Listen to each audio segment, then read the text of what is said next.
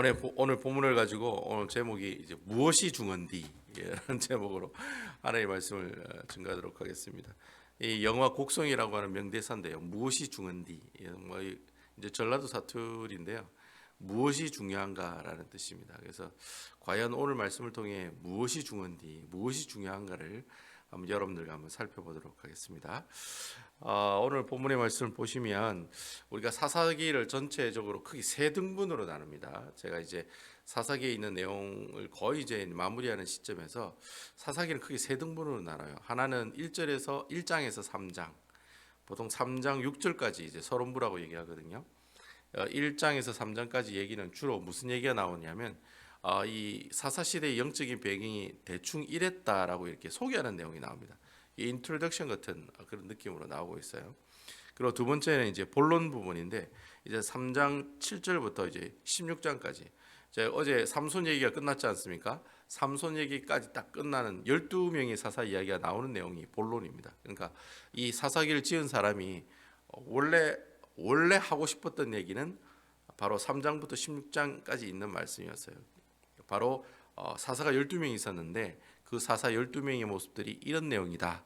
그래서 여러분 온니엘에서부터 시작해서 누구까지? 삼손까지 이제 12명의 사사를 쭉 이렇게 소개하는 내용이 나오고 있어요. 그게 이제 사사기에 나오는 큰 목적이었어요. 그리고 마지막 이제 세 번째 분류는 이제 원래는 사사기가 16장에 끝나게 되는데 이 사사기를 지은 사람이 17장부터 21장까지는 또 다른 내용을 하나 또 언급을 하고 있어요. 17장부터 21장에 나오는 내용은 이 사사기를 지은 사람이 어떤 생각을 가지고 있었냐면 이 뒷부분에 있는 얘기를 좀 더 해야 되겠다. 뒷부분이라기보다는 사사시대의 도대체 영적인 상황들이 어떤 상황인지를 구체적으로 얘기하는 모습이 필요하겠다. 그렇게 생각을 한 거예요. 그래서 지금까지 사사가 어떻게 살았다는 얘기는 했지 이스라엘 백성들의 영적인 상태가 이런 상태였다까지는 얘기를 안 했거든요. 그래서 사사기가 이제 이스라엘의 흑역사고 하나님의 국률의 역사가 나타나는 시대인데 도대체 이스라엘 백성들이 어떻게 신앙생활을 했길래 이렇게 어두운 이스라엘의 흑역사라고 얘기하는 그런 어두운 시기의 사사기를 사사시대를 걸어갔는가. 그래서 그 이스라엘 백성들의 영적인 상태 어떻게 하나님을 믿었는지 그 모습들을 좀 구체적으로 뭐랄까요, 부록처럼 이렇게 좀 추가시킨 내용이 바로 17장에서 21장에 나오는 내용이라 할 수 있습니다. 그래서 27장부터 21장 내용을 딱 보시면 전체적으로 사사 시대가 어떤 시대였구나, 이스라엘 백성들이 이렇게 하나님을 믿었구나라는 거 우리가 알 수가 있어요. 그래서 아주 중요한 내용이라고 볼 수 있습니다. 그래서 이 본문에 있는 내용을 여러분들과 함께 한번 살펴보도록 하겠습니다. 오늘 본문에 보면 이제 그 사사기 17장이 시작하는 내용이 나와요. 17장부터 21장까지 내용이 이제 도대체 사사 시대 때 이스라엘 백성들은 어떻게 예수를 믿었냐, 어떻게 신앙생활을 했냐, 그 얘기가 나온다고 했죠. 그래서 17장에는 크게 두 가지 이야기가 나옵니다. 이제 스토리가 나와요. 두 가지 스토리가 나오는데 이스라엘의 영적 상태는 이렇다라는 이 이야기를 두 가지 이야기를 통해서 우리에게 소개하고 있습니다. 첫 번째는 미가라고 하는 사람을 소개하고 있어요. 미가라는 사람이 있었는데 이런 사람이 이렇게 살았다, 그런 얘기가 나오고요. 두 번째는 그 미가의 집에 한 레위인이 살게 된 그런 이야기가 나오고 있어요. 그러니까 이 이야기의 전체적인 메인 캐릭터는 미가라고 할 수 있습니다. 근데 그 미가라고 하는 사람의 집에 한 레위인이 들어오면서 또 이야기가 시작되는 그 두 개의 이야기가 나와요. 그러니까 미가라고 하는 사람의 이야기가 나오고 또 하나는 한 레위인에 관한 이야기가 나오고 있다라고 하는 겁니다. 오늘 성경의 1절에서 이제 6절에 있는 말씀을 보면 이제 미가라고 하는 사람의 이야기가 주로 나오고 있어요. 그리고 7절부터 12절 마지막까지는 이제 두 등분으로 나눠진다 했으니까 7절부터 12절까지는 미가의 집에 있는 한 레위인에 관한 이야기를 우리에게 보여주고 있다라고 하는 거죠. 그럼 우리가 1절부터 쭉 한번 살펴보도록 하겠습니다. 여러분 1절에 보시면 에브라임 산지에 미가라 하는 이름하는 사람이 있더니라고 되어 있어요. 자, 여러분 에브라임 산지니까 에브라임 지파 사람이겠죠. 에브라임 지파는 이스라엘의 무슨 지파? 이스라엘의 장자 지파라고 그랬습니다. 항상 염두에 두고 있어야 돼요.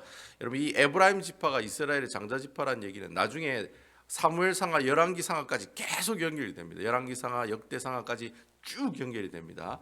그래서 여러분 잘 알고 있으면 도움이 많이 돼요. 그래서 에브라임 산지라면 에브라임 지파 사람인 미가라는 뜻이에요.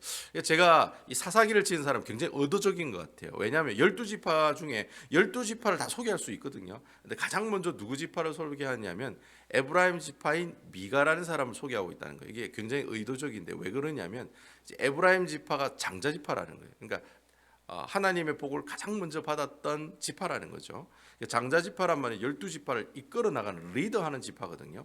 여호수아가 에브라임 지파라고 제가 말씀드렸잖아요. 그 에브라임 이 지파가 이제 여호수아를 통해서 생긴 지파이기 때문에 아주 나름대로 있던 프라이드 의식도 가지고 있고 아주 뭐랄까요, 그 이 12지파를 지켜야 되는 책임 의식도 가지고 있고, 그게 좀 오버해서 좀 탈이었지만 어쨌든 제가 볼 때는 그 장자 지파인 에브라임 지파를 소개하면서 이스라엘이 전체적으로 어떤 신앙 상태에 있다는 것을 이 에브라임 지파인 미가 사람을 통해 우리에게 보여주고 있다는 겁니다. 그래서 에브라임 지파가 먼저 나오고 있다는 거예요. 그래서 이제 에브라임 지파가 지금 나오고 있는데 이 오늘 1절에서 6절 얘기가 그런 내용입니다. 여러분 뭐 부담스럽지 않게 얘기를 들으시면 돼요. 미가라고 하는 사람이 있었는데 에브라임 지파 사람인데 에브라임 산지에 살고 있었던 것 같아요. 근데 이 그 미가에게 어머니가 있는데 어머니가 굉장히 재산이 많았던 것 같아요. 엄청 부자였다는 거죠. 어머니가 부자였다는 겁니다.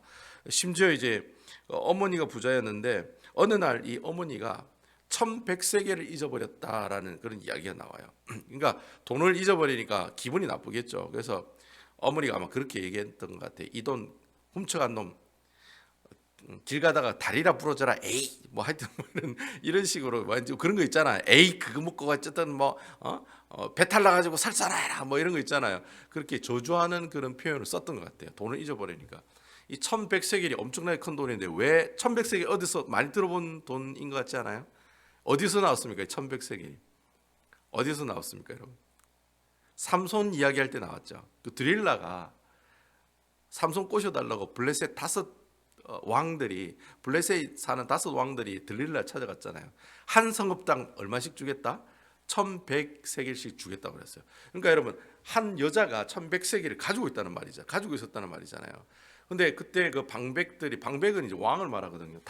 블레셋 땅에 있는 5 성읍의 성주들이 한 성당 1100세겔을 드릴라에게 줄 테니까 삼손 좀 꼬셔라.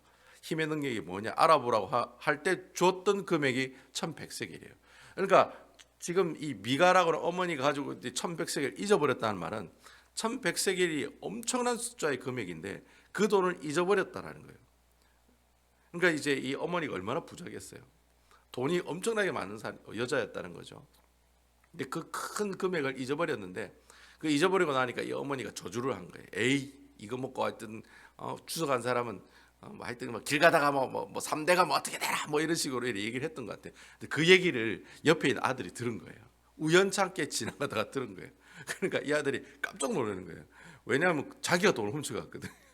자기가 훔쳐가니까 엄마가 훔쳐간 사람을 저주하니까 겁나는 거예요. 그래서 이 아들이 어떻게 해요? 이 1100세겔 제가 가지고 왔습니다. 이렇게 이제 고백을 하게 되는 거예요. 그러니까 그렇게 고백을 하니까 갑자기 어머니가 어떻게 해요? 원래 저주한 그 사람이 그 저주를 풀어야 되거든요. 그래서 그 아들에게 야 너에게 복이 있을지어다 그래 또 욕을 얘기를 하고 있는 거예요. 그래서 뭐 이스라엘 옛날에 살던 어머니 아들의 입장이나 요즘 아들 어머니 입장이나 똑같은 것 같아요. 뭐 자식에게 뭐 에이 니 그러다 살았다 죽으라 이래 얘기해도 부모가 그래 얘기해도 자식한테는 어떻게 합니까? 뒷구녕으로 다 사업자금 대주고 뭐 결혼자금 대주고 다 대주잖아요. 그렇죠? 다 해주잖아요. 어쨌든 뭐 자기 자녀니까 핏줄이니까 잘 해주듯이 오늘 본문에도 똑같이 그렇게 저주했다가 내가 아들한테 저주했네 하면서 갑자기 이제 말을 바꾸는 거예요. 아이고 너에게 하나님의 축복 그것도 여호와의 복이 임할지라도 꼭 또 말을 또 이렇게 해요. 꼭 이 모습 보면은 요즘 우리 예수 믿는 사람하고 똑같은 것 같아요. 죄짓고 난 다음에 하나님한테 이렇게 돌이키면서 여호와의 복이 너에게 있을지어다 또 그런 식으로 이 아들에게 얘기하고 있는 장면이 나오고 있다라는 거예요. 뭐 어쨌든 간에 그렇게 이제 하니까 아들이 어떻게 해요? 그래도 훔쳐간 돈인데 그래도 어머니 가져가셔야 된다고 어머니한테 다시 드려요. 그러니까 어머니가 내가 이거 어떻게 받아? 네가 가져가야지 하다가 이제 어머니가 그 돈을 가지고 그 1100세겔 중에 200세겔을 떼가지고 신상을 하나 만들어요. 신상. 자, 여러분 에브라임 지파는 이스라엘 백성이거든요. 이스라엘 백성들이 자연스럽게 지금 뭘 만들고 있어요? 신상을 부어 만들었다는 거예요. 그러니까 여기 보면 신상을 부어 만들었다 이 표현이 어디에 사용하고 있냐면, 여러분 출애굽기에 가면은 출애굽기에 가면 이스라엘 백성들이 그 시내산 밑에서 뭘 만듭니까? 금송아지를 만들잖아요. 그 금송아지를 부어 만들었다라는 그 단어가 오늘 여기에 사용되고 있다는 거예요. 그만큼 여기 이제 우상을 만들었다는 말은 하나님이 제일 싫어하시는 일을 지금 이 어머니가 자연스럽게, 아주 자연스럽게, 원래 우상을 만드는 건 하나님한테 완전 이건 뭐 몇 대가 대대자손이 하나님께 벌 받을 일인데, 이 어머니가 그걸 모르는 것 같아요. 너무 자연스럽게 아들을 위해서, for son, 아들을 위해서 뭐예요? 자연스럽게 금을 부어 금신상을 만들어 가지고 신상을 만들어서 자녀에게 그 신상을 자신의 집에다 모셔두었다라는 거예요.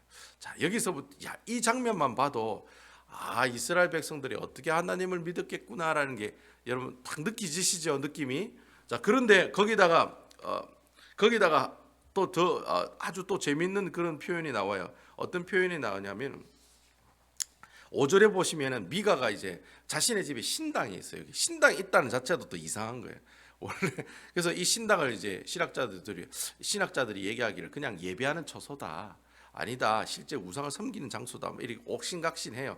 그래서 그 단어의 의미를 봤을 때는 몰라요. 이게 예배 처소인지 그냥 임시적인 템퍼러리한 예배 처소인지 아니면은 진짜 우상을 갖다 놓고 섬기는 곳인지는 잘 몰라요. 일단 뭐 어쩌든지 간에 신당을 모셔두고 있는데 그 신당에 두 가지 물건이 있다고 그랬어요. 하나는 에봇이고 하나는 뭐라고 돼 있어요?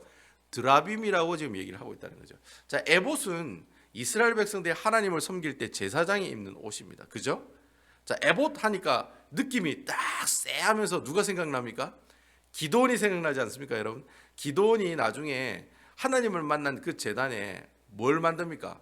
금을 모아가지고 에봇을 만들어서 그걸 갖다 놨다라는 얘기 여러분 기억하고 계시죠? 그때 그 에봇이 그때부터 이 이스라엘의 뭐가 되는 거예요? 우상이 되고 말았다는 거예요. 결국에는 그 에봇을 만들어서 하나님의 제단에 올리는 것이 그 당시 전체적인 어때요? 이스라엘 백성들의 자기들이 가지고 있는 종교의 표현이고 모습들이었다는 거예요. 그게 하나님 싫어하시는 건데. 근데 아주 너무 당당하게 에봇을 만들어서 신당에다 모셔두고 있는데, 그러면 그 신당에다 에봇만 모셔놓으면 내가 하나님을 믿습니다, 하나님 이렇게 섬깁니다라는 그런 의미가 되잖아요. 근데 거기다가 뭘 섬기고 있었냐면 드라빔도 섬기고 있었다는 거예요. 여러분, 드라빔이라는 것은 이전에 오랫동안 이 가나안 땅에 있었던 손에 들고 다니는 하나의 부족과 같은 거예요. 부족. 이게 모양이 꼭 남자 이게 성기 모양으로 생겼거든요.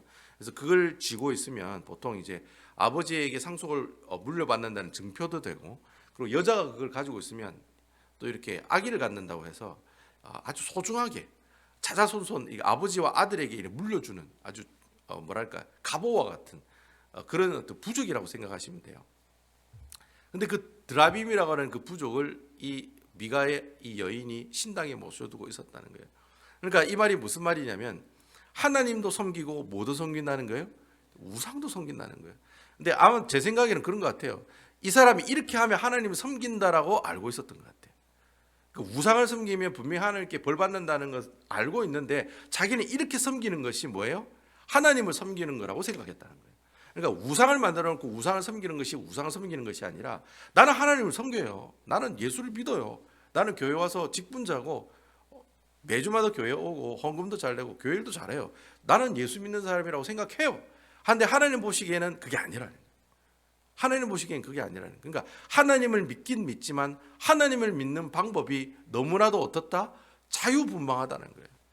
그런데 여러분 중요한 것은 하나님은 어떻게 섬겨야 됩니까? 하나님의 법대로, 하나님의 식대로 섬겨야 된다는 거예요. 그래서 여러분 하나님이 뭘 만들어 했습니까? 성막을 만든 거예요. 여러분 성막을 만들 때 이스라엘 백성들 네 마음대로 성막 만들어 가지고 한번 나한테 보여줘. 하나님 그랬나요? 아니잖아요. 치수 하나하나까지 막 몇 미터 몇 큐빗 해가지고 정확하게 얘기해주고 이거 재료는 뭐야? 나무에다가 뭘 입히고 이렇게 해. 그리고 너 심지어는 그 보관을 어떻게 하고 운반을 어떻게 하는 것까지 하나님께서 세세하게 다 기록했다는 거예요. 성막을 하나님께서 만드실 때 그 세세하게 기록하게 하신 이유가 예배를 드릴 때는 하나님의 식이 있고 하나님의 법이 있다는 거예요.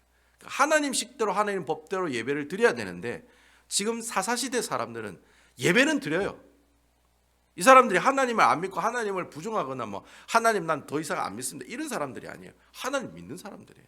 하나님 믿는 사람들인데 하나님 믿는 방식이 자기 마음대로 하나님을 믿는다는 거예요. 그러니까 하나님의 말씀대로 하나님을 믿어야 되는데 자기 뜻대로 믿는 거예요. 자기가 생각하기에는 이게 맞다 하니까 이렇게 생각을 하는 거예요. 근데 그게 자신 생각으로는 하나님께 최선을 다하고 있다라고 생각하는 거예요. 그런 착각 가운데 살아갔던 사람들이 바로 사사시대 때 사람들의 모습들이라는 거죠. 그래서 이렇게 우상도 섬기고 이렇게 하나님도 섬기는 이렇게 혼합되어 있는 이 얘기를 이제 좀 어려운 말로 혼합주의 신앙이다, 그렇게 얘기합니다. 여러분, 이 혼합주의 신앙은 나중에 이스라엘이 망할 때까지 있습니다. 망할 때까지. 그래서 나중에 보면 역대상하에 가면은 이스라엘이 망하고, 열왕기상하에 가면 이스라엘이 남유다가 망하고 북이스라엘이 망하죠. 남유다와 북이스라엘이 망할 때 그 망한 가장 큰 원인 중에 하나가 바로 혼합주의라고 하는 거예요. 하나님도 섬기고 또 누구도 섬겨요? 우상도 섬기는 거예요. 하나님도 섬기고 우상을 섬기는 이유가 어디 있느냐? 이유가 뭐예요? 이유가 뭘까요, 여러분? 왜 이렇게 혼합주의 모습들이 있었을까요? 그 이유가 오늘 바로 성경 말씀에 나오는 거예요. 오늘 12절, 13절 말씀에 나오는 거예요. 이제 여호와께서 내게 복 주실 줄 아노라. 네. 그리고 오늘 본문 말씀 우리가 읽었죠. 1절입니까? 1절, 2절입니까? 2절에 보시면 뭐라고 되어 있습니까? 마지막 부분에 그의 어머니가 이르되 내 아들이 여호와께 뭘 하기를 원하노라? 복 받기를 원하노라. 그러니까 그 당시 사사시대 때 사람들 하나님을 왜 믿었냐? 복 받으려고 믿은 거예요. 오직 포커스가 거기만 있는 거예요. 나만 잘 먹고 잘 살면 되는 거예요. 그러니까 나만 잘 먹고 잘 살면 되니까 하나님을 어떻게 믿는 게 상관없는 거예요. 내가 하나님을 막 이렇게 믿든 저렇게 믿든 아무 상관이 없는 거예요. 하나님 말씀대로 믿어야 되는데 하나님 말씀대로 믿는 것이 아니라 어떻게 해요? 자기 마음대로 자기 뜻대로 믿는 거예요. 하나님을 믿는 이유가 뭐냐? 복 받기 위해서 예수님을 믿는다는 거예요. 자, 여러분, 오늘날 우리의 모습하고 비슷해요, 안 비슷해요? 비슷하다. 이게 이제 기복신앙이라고 그랬대. 기복신앙이라 하잖아요. 근데 예수를 왜 믿어요? 복 받기 위해서 믿는다는 거예요. 그러니까 이거는 왜 그 삼신 할머니한테 왜 그렇게 맨날 그 정한수 떠놓고 빌어요? 복 받으려고. 그거하고 똑같다는 거예요. 근데 이스라엘 백성들 그게 우상을 섬기는 일인지는 모른다는 거예요. 그게 뭐예요? 하나님을 섬기고 하나님께 예배드리는 방식이라고 잘못 알고 있는 시대의 사람들이 바로 뭐예요? 바로 이스라엘 백성들이었다는 거예요. 그 상황을 미가의 집, 미가의 어머니, 미가라고 하는 사람을 통해서 우리에게 구체적으로 보여주고 있다는 거예요. 이스라엘 백성들이 이렇게 살았다는 거예요. 하나님을 믿긴 믿지만 하나님의 말씀대로 믿지를 않아요. 근데 하나님을 왜 믿느냐? 복 받기 위해서 하나님을 믿는다는 거예요. 자, 이게 참 오늘날 우리 신앙의 모습들하고 한번 이렇게 비교해보는 그런 시간들이 되었으면 좋겠어요. 이게 이제 첫 번째 이야기거든요. 그래서 두 번째 얘기가 뭐냐면은 이제 두 번째 얘기가 7절부터 9절까지가 나와요. 그래서 이 미가의 집이 있는데 이 미가의 집에 한 레위인이 찾아오면서부터 시작이 돼요. 제가 참 재밌는 것은 이 레위인이 어디서 왔다라고 얘기하고 있습니까? 어디서 왔다라고 얘기하면 7절에 보면 레위인이 어디서 왔다라고 얘기하고 있습니까? 여러분 성경을 보셔야 돼요. 7절에 어디서 왔다고 얘기했습니까? 유다 베들레헴에서 왔다거든요. 여러분 딱 보시면 그냥 유다 베들레헴에서 왔구나라고 하지만 저는 딱 보면 이상하다고 생각이 되거든요. 왜냐하면 하나님께서 이스라엘 백성들에게 12지파에게 땅을 주실 때 레위인은 땅을 주셨어요? 안 주셨어요? 안 주셨어요. 그 대신 48개의 성읍을 주셨어요. 성을 줬어요. 48개의 성에다가 너희들이 모여서 살아라고 48개의 성을 이스라엘 전역에 정해놓고 거기서 살아라고 얘기를 했어요. 그래서 보통 한 성읍에 한 1000명 정도 레위인이 살았거든요. 그러면 하나님께서 뭐라고 얘기하냐면 여호수아 21장 보면 그런 얘기가 나와요. 48개의 성을 주면서 그 성 반경 1km까지의 초원은 너희가 사용해도 된다. 그러니까 그 성읍의 가로 세로 싹 다 1km가 되는 부분은 이제 나중에 뭐 레위인들이 나중에 헌물로 이제 양이나 염소를 받으면 그 키워야 되잖아요. 그 키우는 에어리아가 이제 그 성읍에서 1km까지는 레위인이 사용할 수 있도록 허용해 주셨어요. 그게 하나님이 레위 사람한테 준 분배의 땅이에요. 그러니까 이 레위인은 이 48개 성 안에서만 살아야 돼요. 절대 밖에서는 살면 안 되고 그 안에서만 살아갈 수 있게 되어 있다는 거죠. 그 레위 사람들 하는 일이 뭡니까? 예배를 수종하고 예배를 주관하고 하나님 율법을 이스라엘 백성들이 가르치는 일을 하는 사람들이 레위 사람들이었다는 거예요. 그럼 레위 사람들은 뭐 먹고 사느냐? 바로 그 성읍에 있는 그리고 그 주위의 지파 사람들이 어떻게 해요? 그때 11조가 바로 이 사람을 위해 사용되었다는 거예요. 11조라는 것은 레위 사람들, 즉 이런 하나님의 제사를 감당하는 사람들, 땅이 없으니까 그 사람들 먹여 살려야 된다는 거예요. 그 성읍에 있는 사람들이나 아니면 그 주위에 있는 지파, 그 지파에 속해 있는 그 성읍에 있는 그 지파가 11조와 헌물을 떼어서 그 레위 사람들에게 주면 레위 사람들이 그걸 먹으면서 살아가게 된다라는 거죠. 그래서 이 베들레헴은 어디에 있냐면 유다 지파 땅에 있거든요. 예루살렘, 베들레헴 다 유다 지파 땅에 있어요. 유다 지파 땅에는 성읍이 몇 개가 있냐면 8개가 있어요. 8개가 있는데 그 8개를 제가 이제 찾아보니까 베들레헴이라는 도시는 없어요. 자, 그러면 레위인이 자 베들레헴에서 왔다고 그러잖아요. 원래는 베들레헴에서 안 사는 것이 어디예요? 맞다라는 거예요. 원래 레위 사람은 베들레헴에 살면 안 돼요. 자기가 지정한 땅이 있어요. 뭐 헤브론이라든지 뭐 8개 성읍의 이름 보니까 세겜, 헤브론, 뭐 베델, 뭐 이런 길랄 라몬, 뭐 바산, 뭐 굴란, 그다음 뭐 게데스, 뭐 아린, 뭐 이런 곳에 8곳인데 이런 데서만 레위인이 살아야 되는데 이 사람이 지금 미가가 야 너 어디서 왔어? 이러니까 유다 베들레헴에서 왔다라고 돼 있거든요. 근데 유다 베들레헴도 실제적으로는 레위 사람이 있어서는 안 되는 땅인데도 그곳에서 왔다라고 얘기하면 결국 이 레위 사람들이 지금 어떻게 하고 있다는 겁니까? 자기 성읍에 살고 있는 것이 아니라 어떻게 하고 있다는 거예요? 계속 돌고 있다는 말이에요. 왜 돌고 있겠습니까, 여러분? 왜 돌고 있겠어요? 먹을 게 없어서 도는 거예요. 이 말이 무슨 말이냐면 그 지파에 속해 있는 그 성읍에 레위 사람들에게 11조를 주고 헌물을 줘야 되는데 11조를 주고 헌물을 준다는 말이 무슨 말이에요? 이스라엘 백성들이 제사를 하나님께 예배를 드려야 되는데 예배를 안 드리는 거예요. 예배를 안 드리니까 제사장들에게 레위 사람들에게 11조하고 헌물을 못 주는 거예요. 예배를 드려야 헌물이 나오고 예배를 드려야 11조가 나오는데 그 사람들이 예배를 안 드리는 거예요. 이스라엘 백성들이 예배가 사라지니까 레위 사람들이 어떻게 먹고 살 일이 없어지는 거예요. 그러니까 그 성읍에서 살 수가 없는 거예요. 돈이 없으니까. 너무 쪼달리니까. 그래서 젊은 이런 청년 레위 같은 사람들은 먹고 살라고 어떻게 해요? 다른 지역으로 가서 거기서 산다라는 거예요. 여러분 레위가 할 수 있는 일이 뭐가 있겠어요? 그 사람들 뭐 애초에 태어날 때부터 노동을 한 사람입니까? 아니잖아요. 레위 사람은 아예 태어날 때부터 뭐 하는 사람들이에요? 성막에 봉사하고 성막을 수리하고 성막을 클린업하고 또 성막에 모여서 이스라엘의 하나님의 율법을 사람들이 가르쳐주는 일들을 하는 사람들이 레위 사람들. 쉽게 설명하면 목사들이에요. 목사들이 교회 성도가 안 오니까 어떻게 해요? 사례비를 못 받는 거예요. 그러니까 목회자가 어떻게 해요? 그때부터 이제 어떻게 해요? 투잡 뛰어야죠. 그때부터 우버 택시 해야죠. 목사가 할 줄 아는 게 뭐가 있겠습니까, 여러분? 뷰티 서플라이를 하겠어요? 식당 가서 뭐 서빙을 하겠어요? 목회자가 아무것도 할 줄도 모르는데 그냥 우버 택시만 하는 거예요. 말 없이 그냥 운전하는 우버 택시만 하는 거예요. 그래서 교회 성도들이 헌금을 안 내니까 목회자가 못 먹고 사니까 결국에는 다른 지역 가서 사는 거예요. 교회를 버리고 하나님의 일을 버리고 다른 지역 가서 사는 그 시대가 어떤 시대였다? 사사 시대였다. 하나님 앞에 예배드리지 않는 백성이 살던 시대, 그 시대가 사사 시대였다.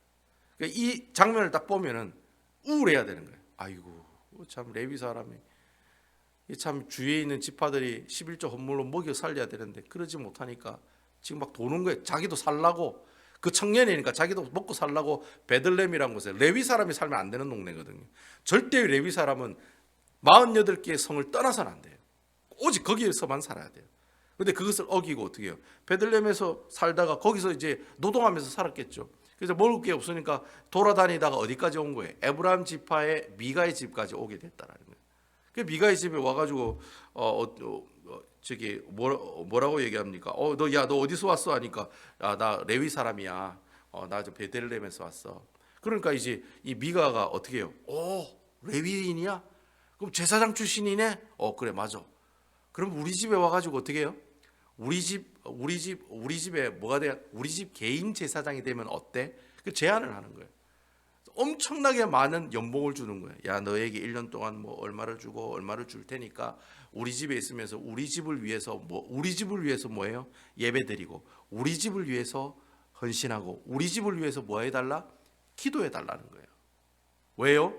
자기 혼자만 복 받기 위해서, 자기 혼자만 잘 먹고 잘 살라고 그런 용도로 이 레위 제사장을 자신의 개인적인 제사장으로 쓰게 되었다라고 하는 거예요.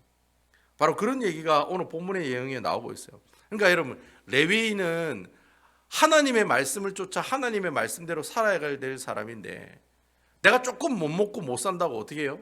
하나님의 모든 일들을 버리고 세상적으로 나간, 그러니까 출세하기 위해서 자신의 직분을 버린 사람이 바로 레위인의 모습들이고, 또 이 미가에 있는 사람들은 개인적인 제사장을 자기 집에 이제 스카우트함으로 해서 자기 집만을 위해서 예배드리고 자기 집만을 위해서 헌신하는 제사장을 데려옴으로 해서 어떻게 해요?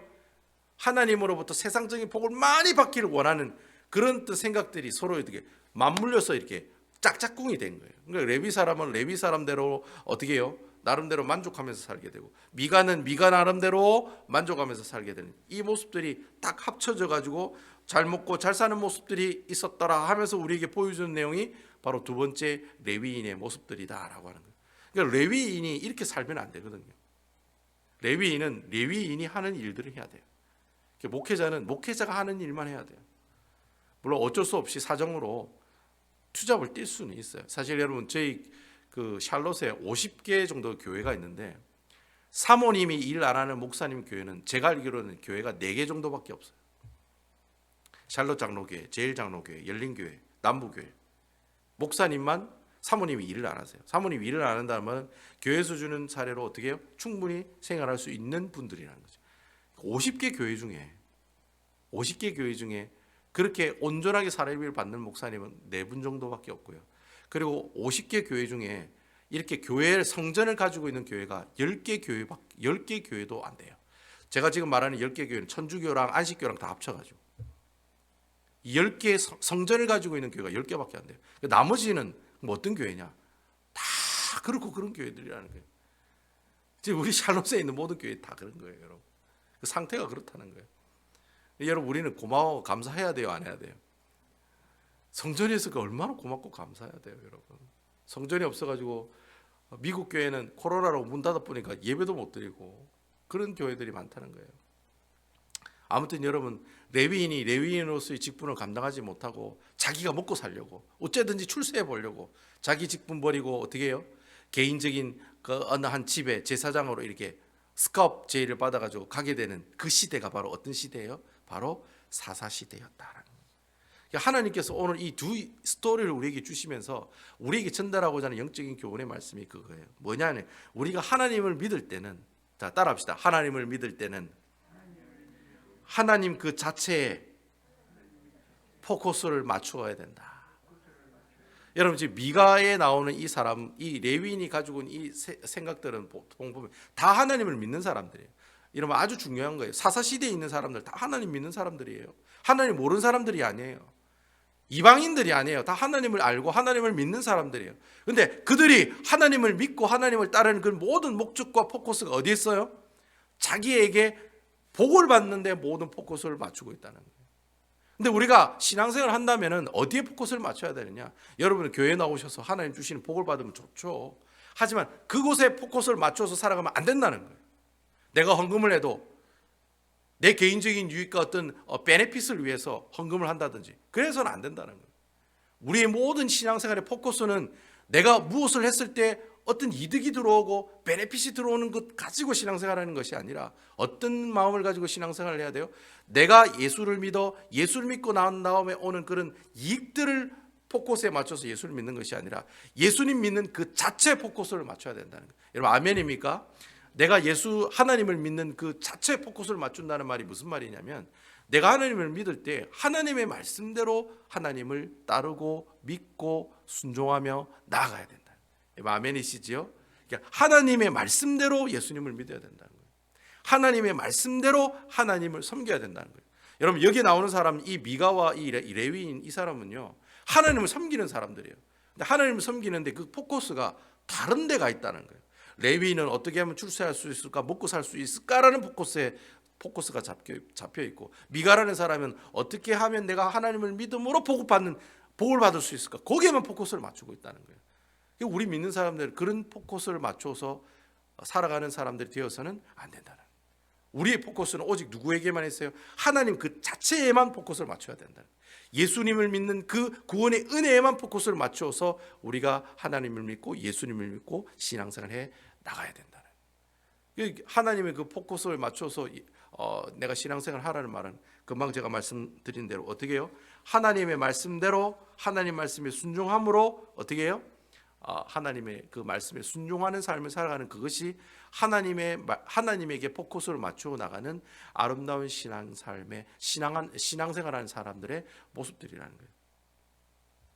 그래서 여러분 6절에 사사기를 지은 사람 6절에 뭐라고 얘기하고 있습니까? 그때에는 이스라엘이 왕이 없으므로 사람마다 자기 소견에 오른 대로 행하였더라. 여러분 이 미가에 있는 이 어머니와 미가라고 하는 사람과 이 레위인이 자신의 직분을 버리고 한 개인의 집에 신당에 제사장으로 들어갔던 이 일들은 어떤 모양이라고 얘기를 하고 있어요? 이스라엘의 왕이 없는 모양이라고 이 사사기를 지은 사람이 얘기하고 있다는 거예요. 여러분 이스라엘 왕이 누구이십니까? 여호와 하나님이시죠. 근데 여호와 하나님이 왕이 아니니까 자기 마음대로 생활한다는 거예요. 그들이 하나님을 믿는다 하나 하나님은 그들의 뭐다? 통치자요 주권자요 삶을 주관하는 모습에 우리의 인생을 책임져 주시는 분이라는 사실은 믿지 않는 사람들의 믿음이라고 하는 거예요. 그 믿음을 우리가 가짜 믿음이라고 얘기하는 거예요. 내가 하나님을 믿어요. 근데 그 믿는 믿음, 내가 하나님을 믿는다면 하나님이 내 삶의 주인이 되어 주시고 내 삶을 책임져 주시는 분이라는 사실을 내가 굳건히 믿고 하나님만 바라보고 하나님만 의지하고 하나님만 어떻게 해요? 하나님의 말씀만 순종하려고 애쓰는 사람이 바로 제대로 된 신앙을 가지고 있는 사람인데, 사사시대 사람들은 하나님을 믿는다 하지만 하나님이 내 삶의 내 인생의 주인이 아니시라는 거예요. 이런 사람들은 나중에 자기들이 가지고 있는 그 복들, 세상적인 복들이 다 사라지거나 하나님 그 복 안 주면 하나님 어떻게 하겠습니까? 여러분? 다 배신하는 거예요. 그래서 여러분 사사기 이후의 시대 때 이스라엘 백성들 하나님 보낼 때 하나님 배신하는 게 바로 거기에 있는 거예요. 내가 하나님 믿어봐야 아무 소용이 없더라. 말짱 도루묵이더라. 야 내가 하나님 믿으니까 말짱 사업만 망하더라. 그래서 하나님을 배신하는 거예요. 하나님을 믿는 그 자체에 포커스를 두는 것이 아니라 내가 하나님을 믿고 나오는 그 떡고물에 포커스를 맞춰서 신앙생활을 하기 때문에 그게 없어지고 그게 사라지니까 쉽게 하나님을 부정하고 하나님을 버리고 하나님께 온전히 나오지 못하는 그런 사람들이 되고 만나라는 거죠. 이러한 삶을 살고 있었던 사람들이 바로 누구예요? 사사시대 때 살아갔던 사람들의 모습들이라는 거예요. 그러니까 여러분 내가 내 삶의 주인이시고 주님이시고 예수님이시고 내 인생을 책임져 주시는 분이 분명히 주님이시다는 사실을 잘 알고 있는 사람은 항상 어떻게 살아가요? 하나님의 말씀을 가까이 하고 살아가는 사람이에요. 여러분 아멘이지요? 왜냐하면 하나님 말씀이 나의 능력이 되기 때문에. 아멘이지요? 하나님이 내 인생을 인도하고 어떻게 해요? 리더해 나가시기 때문에. 하나님이 내 어려운 광경들을, 이 어려운 환난들을 어떻게 해요? 콕핀셋으로 찝어서 나를 구원해 줄 수 있는 능력이 되기 때문에 하나님의 그 자체에 포커스를 맞춰 나가는 그 사람의 삶의 모습은 매일매일 하나님의 말씀을 어떻게 해요? 가까이 하고 읽고 묵상해 나가는 사람들. 그렇지 않은 사람들이 사사시대 때 사람들이라는 거예요. 이 사람들은 분명히 하나님 믿는다면서 하나님의 말씀 한 번도 보지 않은 사람들일 거예요. 하나님의 말씀 한 번이라도 보면, 그 당시 하나님의 말씀이 이제 모세오경이었겠죠. 창세기, 출애굽기, 레위기, 민수기, 신명기, 이 모세오경만 봐도 이렇게 하나님 믿으면 안 된다는 거 알 건데 말씀을 모르는 거예요. 심지어 레위인조차도 하나님 말씀을 모르는 거예요. 하나님 말씀을 모르니까 어떻게 해요? 자기 소견에 옳은 대로 살았더라. 지 마음대로 살았다 이 말이에요. 그래서 여러분 우리가 참 신앙생활을 하면서 하나님 말씀을 가까이 하는 게 얼마나 크게 소중한지 몰라요. 그래서 여러분 오늘 하루의 삶을 살아가시면서 이 말씀을 잘 묵상하시면서 그렇게 기도하는 마음이 생겼으면 좋겠어요. 하나님의 말씀이 내 인생의 전부가 되게 해주십시오. 하나님 말씀이 우리 가정의 모든 기준이 되게 해주십시오. 스탠다드가 되게 해주십시오.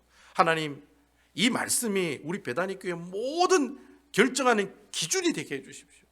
여러분 교회에서 일하지 말자의 기준이 어디 있어야 되냐면 내 머리에 있으면 안 돼요.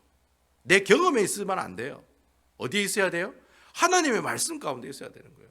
그러니까 하나님의 말씀이 어떤 말씀으로 우리에게 얘기하실까? 그러면 자연스럽게 교회가 어떤 일을 결정하기 전에 무슨 시간을 갖습니까? 여러분, 기도하는 시간을 갖는 거예요. 기도가 그거예요. 하나님의 말씀을 가지고 하나님의 음성을 들어가는 시간들이 바로 하나님께 기도하는 시간들이에요. 그러니까 교회가 어떤 일을 결정하거나 어떤 일을 진행해 나갈 때 꼭 뭐가 필요하다는 거예요? 기도하는 타임, 기도하는 시간이 필요하다는 거예요. 그래서 제가 항상 여러분들에게 말씀드리잖아요. 교회가 어떤 일을 하는데 기도도 안 한다. 그럼 그 일 안 해야 된다고. 하나님 기뻐하시는 일이 아니라고. 같이 기도하고 같이 하나님께서 이 일을 진행하는 데 있어서 하나님 놀라운 역사가 있게 해달라고 어떻게 해요? 하나님께 간구하고 기도하고 하나님께서 사랑하는 우리 가정을, 우리 사업체를, 우리 교회를 주님 붙들게 해달라고 하나님 앞에 간구하는 그런 모습들이 나타나는 그 사람이 어떤 사람이에요? 하나님 그 자체에 포커스를 맞춰서 하나님을 믿는 사람들의 모습들이다.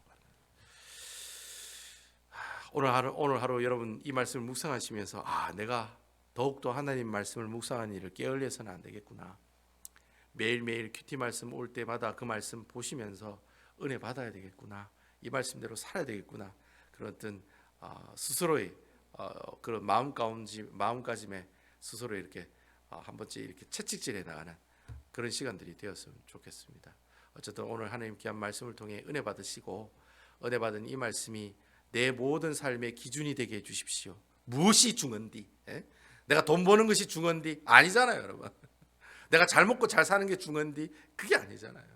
하나님의 말씀대로 순종하는 것이 내 삶의 가장 중요한 일임을 기억하셔서 어쨌든 그 말씀을 읽고 묵상함으로 하나님 만나시고 하나님 귀한 역사를 경험하시는 아름다운 우리 베다니 교회 성도 여러분 다 되시기를 주님의 이름으로 축원드립니다.